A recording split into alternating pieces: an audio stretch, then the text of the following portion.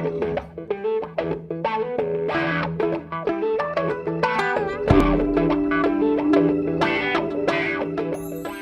le sénateur maire, bonjour. Bonjour.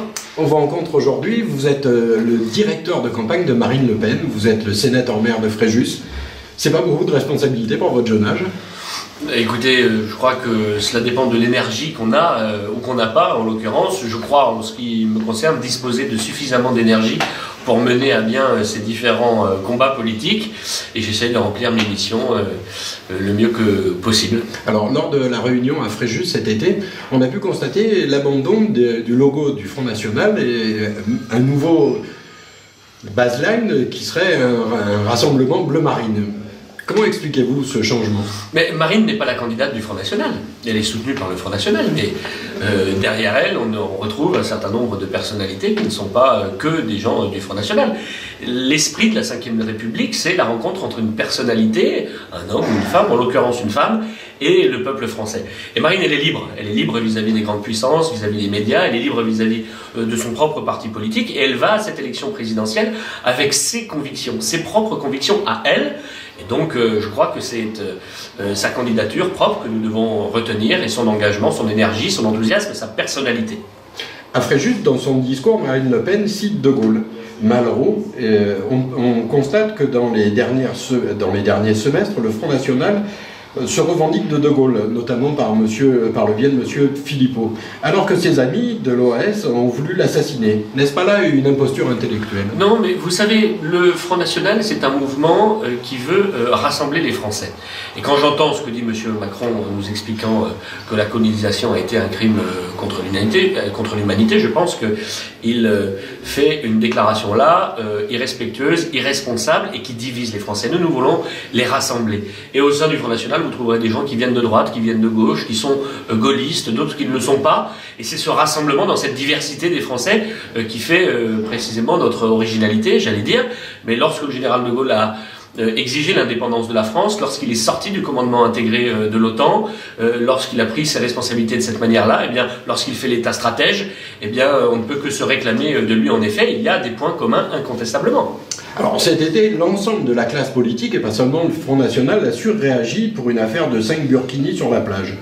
Dans le même temps, 5 infirmières se suicidaient, et là, la classe politique, dont le Front National, ne nous a proposé qu'un silence assourdissant. Comment réagissez-vous à ça?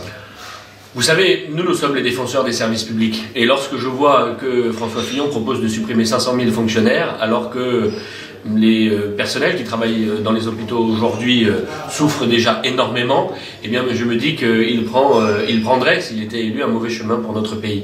Je crois qu'au contraire, il faut défendre notre modèle de santé. Je crois qu'il faut évidemment défendre nos hôpitaux de proximité qui sont considérablement supprimés, progressivement supprimés, à mesure que les années passent, à cause des plans austéritaires de l'Union européenne, à cause des politiques ultralibérales que mènent ceux qui se succèdent au pouvoir depuis 40 ans. Alors nous avons à cœur la défense des services publics, et nous nous battons dans nos territoires pour essayer de les préserver. Et demain, Marine, nos responsabilités, ce sera évidemment la défense des services publics, le recrutement d'un certain nombre de gens là où c'est utile, c'est-à-dire dans les domaines régaliens, la santé, la police et la gendarmerie, dans les domaines qui pâtissent aujourd'hui d'un manque d'effectifs. Bien sûr, quant au burkini, je vous réponds quand même, c'était pas anodin cette affaire. Il en va de l'esprit de la République française, il en va de la laïcité, il en va de l'égalité entre les hommes et les femmes, parce que la relégation physique pourrait conduire demain à une relégation juridique, et nous ne voulons pas de ces relégations pour les femmes qui doivent être l'égale des hommes. Aujourd'hui, tous les sondages vous donnent présent au second tour. Il est donc normal d'essayer de comprendre votre positionnement en matière de politique étrangère. La proximité de la famille Le Pen et de l'entourage de Vladimir Poutine, les réunions avec Alexandre Douguine et les aides de Konstantin Malofeyev ne sont-elles pas contraires aux intérêts de notre pays?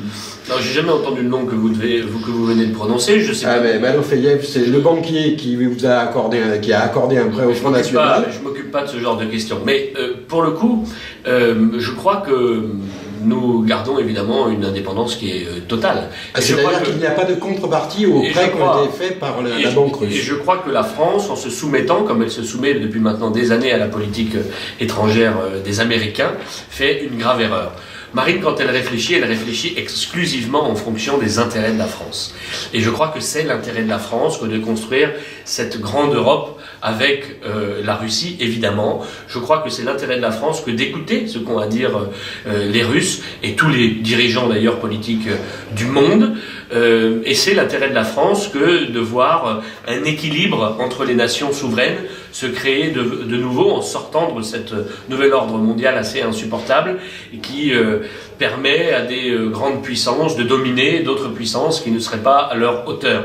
Je crois que quand on parle au nom de la France, on parle d'égal à égal aux autres peuples, aux autres pays. Il faut recomprendre ce qu'était l'esprit, entre autres du général de Gaulle d'ailleurs, dans sa politique étrangère, qui faisait surtout état de l'indépendance de la France, et je crois que c'est ça l'essentiel. Depuis les manifestations contre le mariage pour tous, nous savons que dans vos rangs, vous comptez de nombreux catholiques. Certains de vos cadres appellent les chrétiens à se lever face à l'islam, à se réveiller. Pourtant, vous êtes dans un désaccord avec le pape François qui refuse, je le cite, d'assimiler l'islam et le terrorisme. Je cite toujours le pape François, « Je crois que ce n'est pas juste d'identifier l'islam avec la violence, ce n'est pas juste et ce n'est pas vrai. » Comment expliquez-vous ce grand écart idéologique ?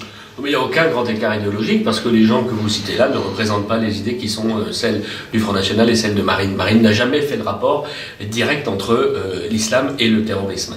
Et il n'en reste pas moins que l'islamisme radical, lui, se développe en effet sur notre territoire. Il se développe d'ailleurs partout dans le monde quand les pays ne se protègent pas de l'islamisme radical. On nous avait annoncé dissoudre les mosquées salafistes qui prêchent la haine des valeurs de la République, le gouvernement ne l'a pas fait. On nous avait annoncé expulser les imams qui prêchent la haine de la République et la haine des valeurs de la France et la haine de notre peuple, ils ne l'ont pas fait. On nous avait dit qu'on allait réguler et rétablir pendant quelques mois et quelques années nos frontières, ils ne l'ont pas fait. Nous sommes allés avec Marine visiter ces jours-ci la police aux frontières de Menton et on voit bien qu'ils sont en sous-effectif et que rentrent sur notre territoire un certain nombre de gens qui n'ont pourtant rien à y faire. Donc il faut se battre en effet contre l'islamisme radical, il faut se battre de manière implacable contre ceux qui sont liés de près ou de loin avec les terroristes. Pour le reste, que les religieux fassent de la religion et que les politiques fassent de la politique. Une dernière question, si vous le permettez. Est-ce que vous vous considérez comme des libéraux ? Nous nous considérons surtout comme des patriotes. Et je crois que c'est ça l'essentiel. Parce que le vieux clivage entre la droite et la gauche n'existe plus. Ils sont tous mondialistes. Ils sont tous pour l'Union européenne ultralibérale. Ils sont tous pour la concurrence déloyale que nos entreprises et nos industries et donc dont nos emplois pâtissent directement dans notre pays. Ils sont tous pour l'immigration massive et incontrôlée. Monsieur Fillon, nous ayons rappelé récemment qu'il considérait que les frontières étaient un leurre et une démagogie. Ils ont tous laissé développer sur notre sol le communautarisme et l'islamisme radical. Sur tous les sujets, vous retrouverez les mêmes positions et la même application de leur politique une fois aux responsabilités. La seule qui veut remettre au cœur de son engagement pour la France, le patriotisme, c'est Marine. Et c'est pour ça, je pense qu'elle sera en mesure, dans les prochains mois, de rassembler une majorité de Français autour de ce projet patriote, comme on l'a vu en Grande-Bretagne, comme on l'a vu aux États-Unis, où on veut en finir avec la vieille politique ultralibérale et de libre-échange généralisé. Eh bien, écoutez, monsieur le sénateur Maire, je vous remercie, je vous souhaite bon courage. Merci à vous.